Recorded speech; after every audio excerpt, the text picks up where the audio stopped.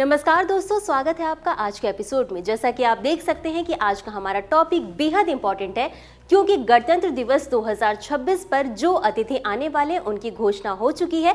तो आज का जो हमारा पूरा डिस्कशन का टॉपिक है इसी पर आधारित है। लेकिन सबसे पहले समझ लेते हैं कि हालिया घटनाक्रम क्या है। तो घटनाक्रम हमने देख लिया कि गणतंत्र दिवस 2026 के लिए जो मुख्य अतिथि भारत आने वाले हैं उनकी घोषणा हो चुकी है। लेकिन ऐसा इतिहास में पहली बार हुआ है जब भारत ने यूरोपीय संघ के नेतृत्व का निमंत्रण दिया है। तो अब देख लेते हैं कि किसे ये निमंत्रण दिया गया है। तो ये निमंत्रण यूरोपीय आयोग के अध्यक्ष उर्सुला वॉन डेर लेयन को और यूरोपीय परिषद के अध्यक्ष एंटोनियो कोस्टा, इन दोनों लोगों को इस बार अतिथि के रूप में आमंत्रित किया गया है। हालांकि अभी इसकी आधिकारिक घोषणा नहीं हुई है, लेकिन इनकी जो औपचारिक प्रक्रिया है निमंत्रण की वो जारी हो चुकी है। और इसी के साथ जैसे ही नई दिल्ली और ब्रुसेल्स इस पर जो है अपनी सहमति बताते हैं, उसके बाद इसकी आधिकारिक घोषणा कर दी जाएगी।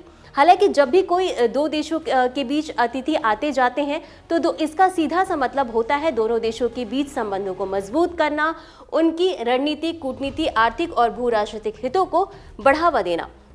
और इसी के साथ भारत ने यूरोपीय संघ को आमंत्रित तो किया और इसका सीधा सा मतलब है विदेश नीति प्राथमिकताओं और दोनों देशों के बीच वैश्विक संबंधों को मजबूत करना और उनको बढ़ावा देना। अब इसी के साथ कुछ और महत्वपूर्ण बिंदुओं पर भी नजर डाल लेते हैं। तो समझ लेते हैं कि जो आमंत्रण है उसका सामरिक महत्व क्या है।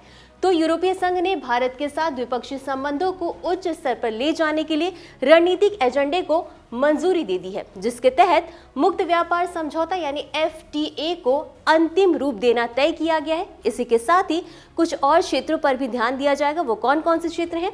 तो वो क्षेत्र हैं प्रौद्योगिकी, रक्षा, सुरक्षा और लोगों से लोगों के बीच संबंधों में सहयोग को बढ़ावा देना। इसके अलावा अगर आर्थिक महत्व की बात करें तो दिसंबर तक दोनों देशों के बीच FTA को अंतिम रूप देने की समय सीमा भी निर्धारित की जाएगी। तो इतना समझने के बाद अब हम आगे बढ़ते हैं और कुछ और महत्वपूर्ण बिंदुओं को समझ लेते हैं, जिसमें कि हम ये समझेंगे गणतंत्र दिवस के बारे में। तो गणतंत्र दिवस प्रतिवर्ष 26 जनवरी को मनाया जाता है। अगर इसके महत्व की बात करें तो भारत के संविधान को इस दिन लागू किया गया था। कब? 26 जनवरी 1950 को। अब एक बार इसकी पृष्ठभूमि पर भी नजर डाल लेते हैं। तो 15 अगस्त 1947 को भारत को स्वतंत्रता मिली थी और इसी के साथ 29 अगस्त 1947 को डॉक्टर BR अम्बेडकर की अध्यक्षता में एक मसौदा समिति का गठन किया गया था, जिसमें कि स्थायी संविधान के लिए एक मसौदा तैयार करना था। अब इसी के साथ 26 नवंबर 1949 को संविधान सभा के द्वारा संविधान को अपनाया गया था। लेकिन आखिर 26 जनवरी को ही ये दिन क्यों चुना गया? तो इस दिन ही जो है कि 1930 में भारतीय राष्ट्रीय कांग्रेस के द्वारा पूर्ण स्वराज की घोषणा की गई थी। इस लिहाज से भी ये दिन बेहद महत्वपूर्ण है। और इसी के बाद अगले 17 वर्षों तक स्वतंत्रता दिवस के रूप में मनाए जाने की भी घोषणा की गई थी। और जैसे ही संविधान लागू किया गया, उसी के साथ डॉक्टर राजेंद्र प्रसाद को भारत के पहले राष्ट्रपति के रूप में नामित किया गया था। तो ये था हमारा आज का पूरा डिस्कशन का टॉपिक। अब आगे बढ़ते हैं और देख लेते हैं आज के अभ्यास प्रश्न को। तो प्रश्न है, भारतीय राष्ट्रीय कांग्रेस ने 1930 में किस दिन पूर्ण स्वराज की घोषणा की थी? आपके ऑप्शंस हैं A 15 August, B 26 January, C 2 अक्टूबर या D 14 नवंबर। तो इस प्रश्न का उत्तर आपको हमेशा की तरह कमेंट बॉक्स में देना है। आज के लिए बस इतना ही।